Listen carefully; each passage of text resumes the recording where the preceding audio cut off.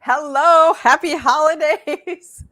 We were just saying this is our last HR Huddle of 2021, which has lots of feelings around it. Mostly excitement, sad, but we are so glad to be here with you as we are wrapping up our year end. I know many of you are doing the same and trying to figure out what we can get done before we take some time off for the holiday. So while I'm saying that, I'm going to say we are not going to be with you until January 10th. I'll say that again at the end. But while I'm thinking of it, we are going to take a hiatus because we are closing our business Wednesday afternoon after our holiday party. And we are going to come back to work on January 10th, Monday. So we look forward to that. And with it being year end and looking forward to 2022, we thought maybe we should do a little bit of year in review. I know Jen and Amy did a little bit on leadership lessons, or leadership lunch chat, I guess, on Friday. And some of it was talent. I asked Jen about year in review, and she said, talent. Like everything is talent. And so we thought we would drill down and say, what have we seen, the most important talent issues that firms have been addressing? And then some of it's going to carry over into 2022. And so we will look and see what those ties are. And maybe if we have time, we can talk about what else we're projecting for 2022, or we'll make that a different one when we come back in January. So Jen, I don't know if you have one that you want to start with. I have a list. Well, yeah, I have a big picture. Start. Yeah. I have a big picture, then you can start into your list, and I'll take your cue from there. But big picture wise, year in review for HR professionals, I want to say two things. One is talent first and talent forward. So two different adjectives that in my opinion, mean two different things. But talent first in the accounting profession, it's always been clients first. For as long as I can remember, even if it wasn't overtly stated, there was an undertone. For instance, partner didn't show up to a necessary meeting, client emergency, trumps everything. Staff person wants to go to a certain CPE event, but sorry, the client engagement is going to create a conflict. Client issues come first, all of that. And client first, and everything else will take care of itself. That's always been the orientation. And our partner, Jack, since retired, wrote a blog a while back that said, I'm sorry, I don't think it's clients first. I think it's talent first. And got a little hate mail from it. People saying, hey, what are you thinking?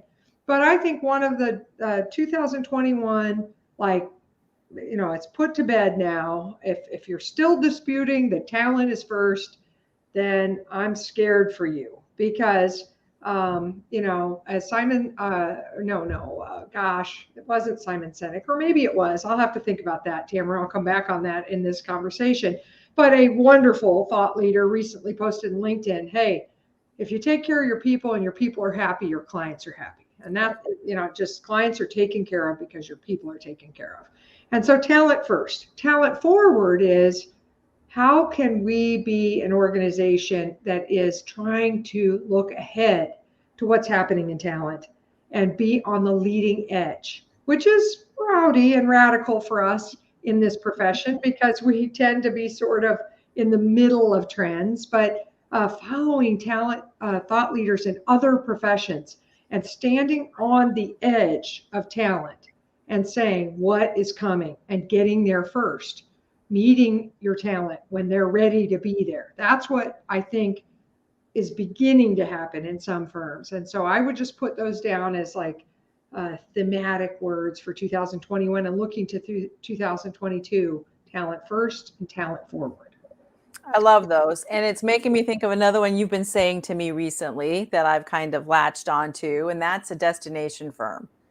And that's a little bit of, the talent forward, but what kind of firm are we creating that people want to come here and work and seek you out, and that they want to stay with you and build a career, no matter what that looks like, whether they're on a, partner track, whether they're on, I want a meaningful career that I can come to every day, whether I'm on the operations team, but having that destination firm where there's a sense of belonging, there's challenging work, There's, good balance, work-life integration.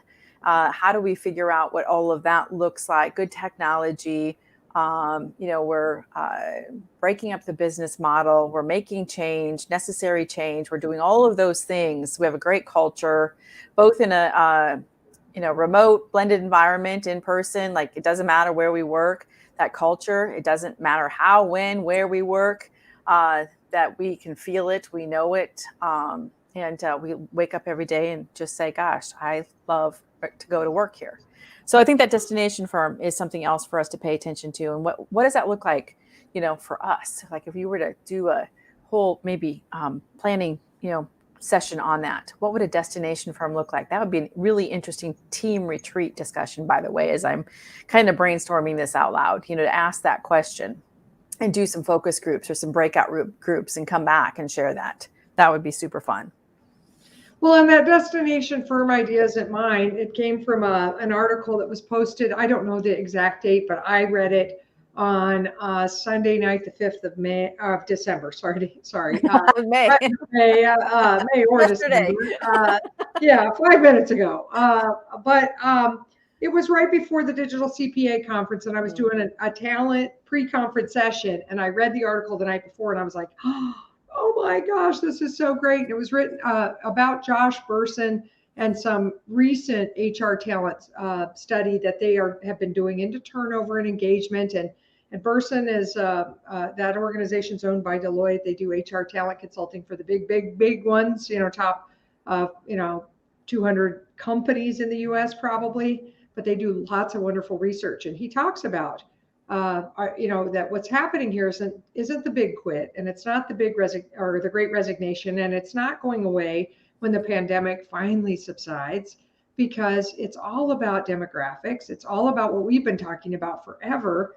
The baby boomers are going. I just saw a post, I think it was this morning, but it could have been last night, in social media, that was something like, let's blame the baby boomers for this shortage of talent. And sorry, you can, because they're aging out. That's what's happening. The reality is they were a huge number of talented employees, and they're leaving in record numbers, and a whole bunch of them already left. We didn't notice it. It was like they all snuck out of a party or something, and all of a sudden we looked and the party's empty, and we didn't even realize that they left, but they're already gone. And then they're retiring at a clip of 10,000 a day. So the other thing is this great migration of demographics that's happening, next gen talent ascending, but also people migrating out of their employers. And what Burson wrote was, you don't have to work for a crummy place anymore. You can go work for an awesome place. You don't have to work for a place that doesn't care about you. You can go to a place where you're sure they care about you. And so that's what he's talking about in this migration, and this building a destination workplace is a place people want to leave their crummy employer that doesn't care about them and come to your place. And are you creating that? And I think the talent forward orientation we talked about a moment ago will help you get there. That whole vision, like, what's our vision for talent forward and being a destination workplace? And I think, we just haven't given enough thought to it, folks. We've just been treading water in this area. And so that leads me to another trend, Tamera, and I'm going to say it and you can jump on it. And that is firms are finally starting to add headcount to their HR department. Yes. And the gross under-resourcing of HR in this country, in our profession, might be starting to ease with people waking up to the need to add more talent in that area. Well, and I know that's something that we've been talking about. We say that we've talked about it here. We've said it to, I think, every single firm we've talked to, especially in the last 6 months, but probably all year, is we need to add headcount. If you don't have an HR person, you need to hire one. If you have one, you need to hire two. If you don't have a dedicated recruiter, we need to get a dedicated recruiter. We need somebody that wakes up every single day thinking about recruiting, whether it's on campus recruiting or experienced hire recruiting and getting the message out, looking at fractional employees, looking at outsourcing and offshoring as ways to fill in our talent needs, our capacity needs, solving that capacity need, getting creative about it. But, that HR, learning roles, learning and development. How do we develop our people faster? We need to do it quicker, faster, more experiential opportunities and being more intentional about that, having clear career paths, all of that. And, there's so many priorities in HR and talent. Any leadership meeting you go to, any retreat we're going to, talent is number one. Capacity, talent, finding, keeping, and developing. And we need resources to do that. We need HR resources to do that. The other thing there's been an increased focus, which requires talent resources, also HR resources, is on mental health. And yes, the pandemic has maybe caused some of that, working from home, learning to work remote. Maybe I am now packed into my home with a whole bunch of people that I've never had to work with, or maybe I'm isolated because I live alone. The continued pandemic with the illness, death, even outside of it. We've just, Jen and I were talking just before we came on here, the prayers that we have for our team members, family, and friends alone is uncool. I don't know what else to say about it. That it's just the prayer list is long. There's a lot going on in people's lives, and in people's lives that they love and that they're supporting, that they're taking care of, and it's draining. And we've been trying to stay strong and positive and carry so much on our shoulders, and it's wearing. And that's that caring firm that, Jen, you were just talking about a minute ago. We have to have a caring, compassionate firm. I wrote in a blog earlier this year that you have to win at home to win at work. And you're like, where does mental health fit into, organizations and business?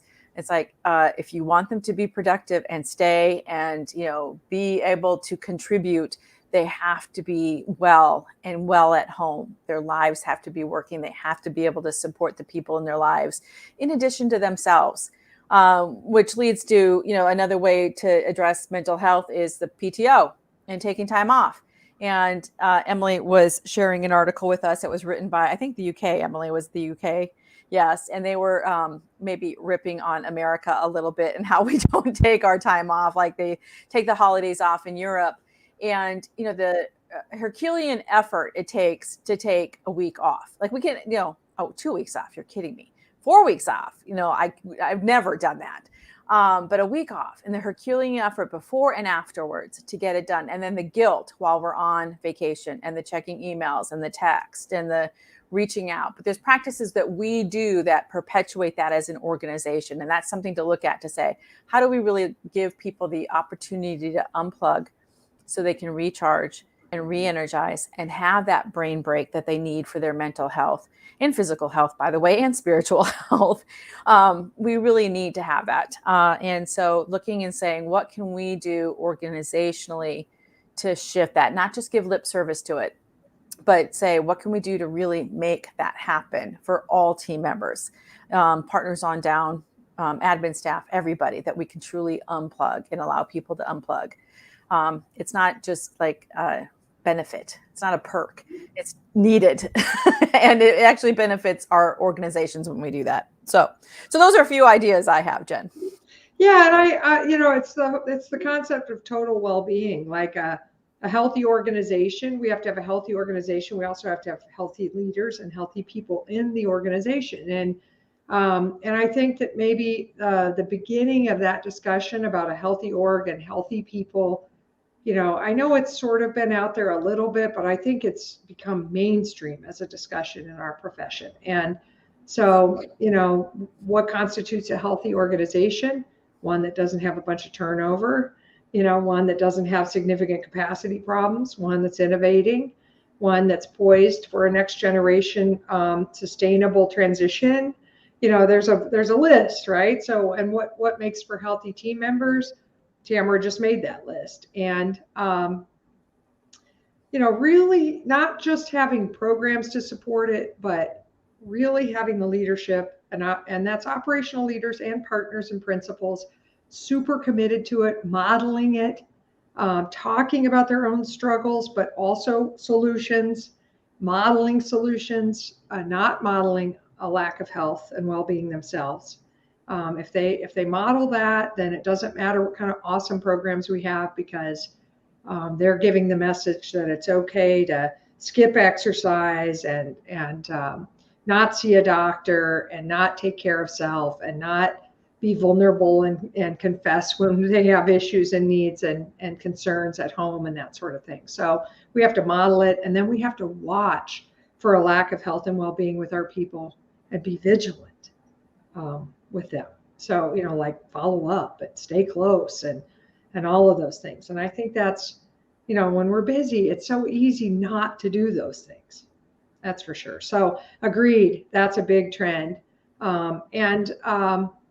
Another trend, and it got a decent amount of, follow-on views in podcast templates or platforms and things. Tamera, was compensation and comp and benefits and being at or above market and doing compensation studies and recognizing that raises that were under 5% were essentially almost insulting. That a lot of firms were making mid-year pay increases or mid-year bonuses, and then they were looking at making much bigger pay increases on the base, in addition to paying bonuses or stay bonuses or that sort of thing. So we definitely saw compensation and benefits jump into the front seat of our organizational car, and it hasn't been that way. It's been that way for some, like they've always valued it, always cared about it, always pushed their employer on it.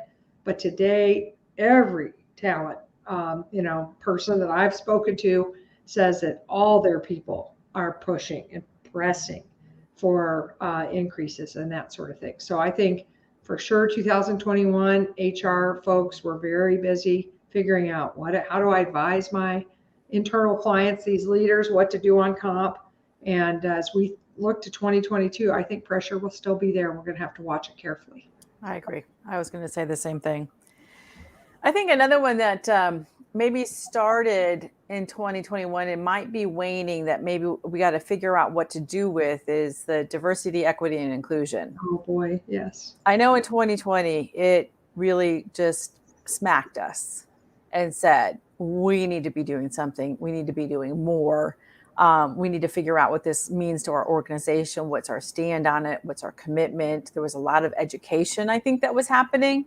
That's where most firms started, which is the appropriate place. I know that's where we started, is we just were doing a lot of learning. And that looked like, conversations that maybe we hadn't had before, reading, podcasts, attending, different huddles about it, or discussion groups.